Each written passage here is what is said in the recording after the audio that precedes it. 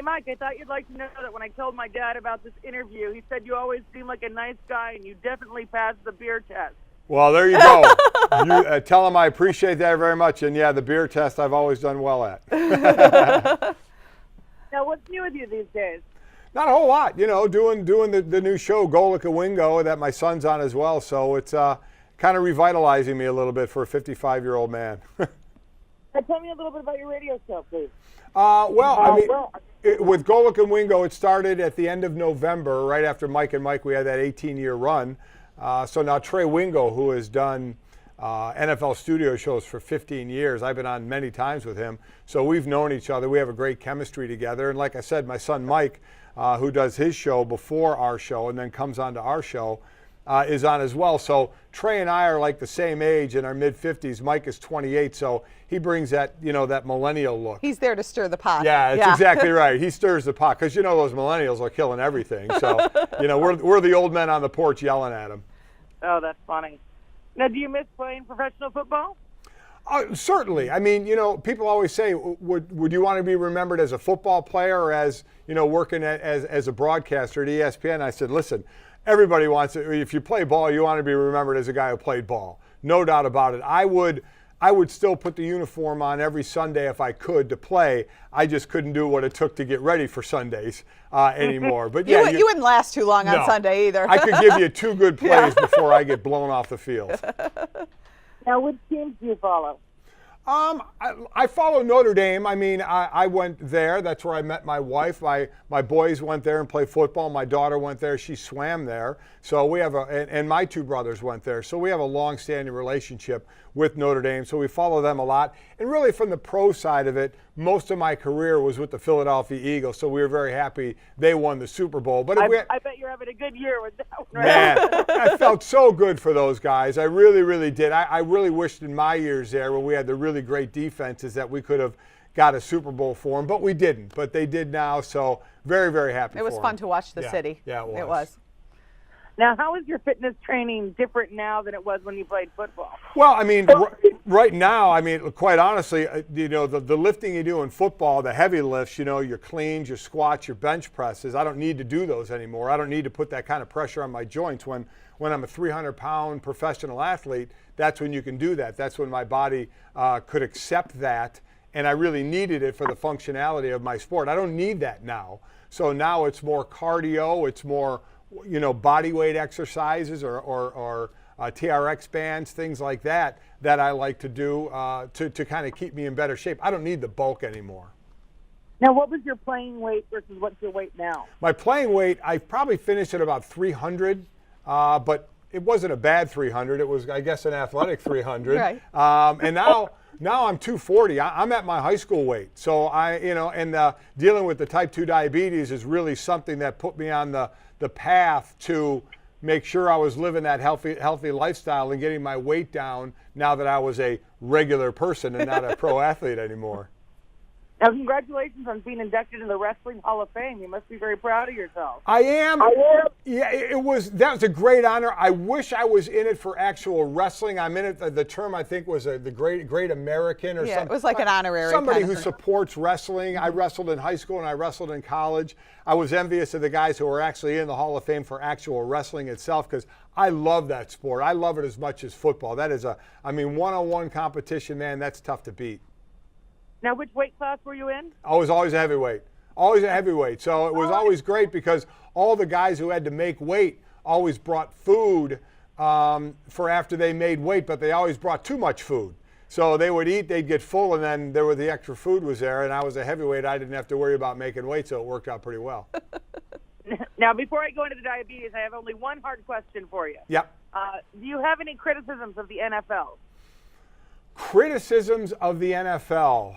Well, I would say, on the field, I mean, they're trying now to incorporate a lot of rules because of head injuries. As we're learning more and more about head injuries, they're trying to incorporate rules that takes the head out of the game and trying to incorporate it into the youth leagues. My wife's been a big part of that with the Heads Up football and teaching the youth of America, who are our next NFL players, how to tackle the right way. For me, that's the big thing, is the safety. While the game will never be safe, you can try and make it safer by your technique, by equipment, by different things you can learn as a youth player before you get up, because the youth players are next year's Sunday players. That's just how it's going to be. So I'm glad they kind of grabbed the bull by the horns as far as the safety factor was concerned. Now, how did you learn that you had type 2 diabetes? Well, I was diagnosed at 42 years old on a routine, checkup with my doctor. I'd gone every year because my father had type 2 diabetes. My father had colon cancer and prostate cancer. So because that was in the family, I made sure I had my yearly visits with my doctor. And one of the years he said, your numbers now say you're type 2, you're diabetic. So I knew I had to deal with that for the rest of my life. And as we have been talking about, I've done everything basically through a team aspect. So I would partner up, whether it's with Jansen as a great partner, whether it's my doctor, who now I actually call my doctor my coach. He's my coach. He gives me my game plan of what I need to execute. And then I take that game plan home to my teammates, which is my family, my kids. My wife's the captain of our team. And we live a healthy lifestyle. No different than anybody that wants to live a healthy lifestyle, but I'm living that style to make sure my numbers, which I needed to understand, are good numbers so my doctor can develop the next game plan for me. Chris, how do you help your husband deal with this? Well, I mean, it's really on a day-to-day basis.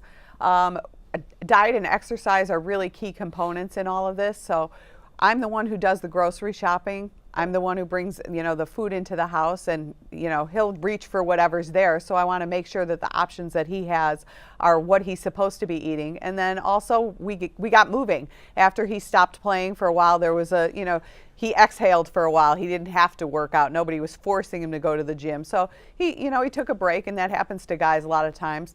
But this kind of forced him to reel it back in and focus again on his health. And it made all of us focus on our health, and we've all been better for being part of his team. We get out there, we move together, walk our dogs, ride our bikes, go to the gym. You have to find a way together to be together and do something that you like. How do you feel stress impacts your diabetes? What's that? I'm sorry? How do you feel stress impacts your diabetes? Stress. Oh, well, I as she can attest, I'm not a real stressful guy. He's not a stressful guy. I am really not a stressful guy. That's the badge I wear. Yeah, her and yeah, she carries the stress in the family. He lets most everything roll off his back pretty well, which is a blessing. Yeah, that wasn't she gets a little jealous of me for not being stressed on things that she gets stressed on. But I could see where you might reach for the wrong thing. You might not do what you're supposed to do. But that's another reason why I think the team aspect helps so much, is because I've talked to a lot of people with type 2 diabetes, and some of them talk about, and it kind of bums me out when they say, well, I'm hiding it from my family, or I'm dealing with it by myself. Well, that when things are great, you can deal with things by yourself, but it's not always great. We're not perfect. Sometimes I have good doctor visits, sometimes they're not as good. It's when you feel the need to maybe eat something you shouldn't, or not work out that day, or your doctor visit wasn't that good, that you need somebody, just like a teammate when you're knocked down, to help you up on the field. And that's why the group effort, I think, is so good. The team effort is so good. If it isn't going well, you have teammates all around you to help pick you up and get you back on the path. Now, where can people get more information on this?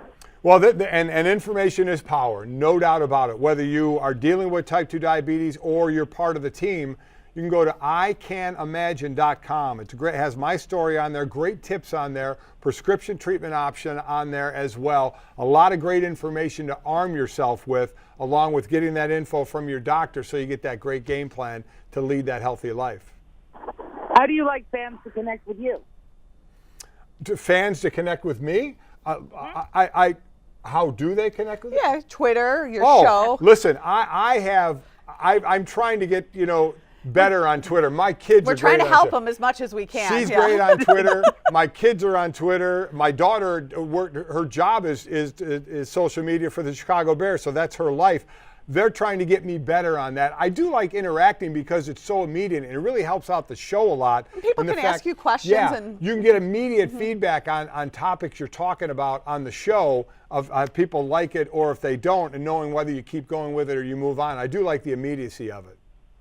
Is there anything else you'd like to add? No, just support. Get support from other people. Don't go through this alone. This is a lifestyle. It's going to go on for a long time. Get people around you so you're all on the same page.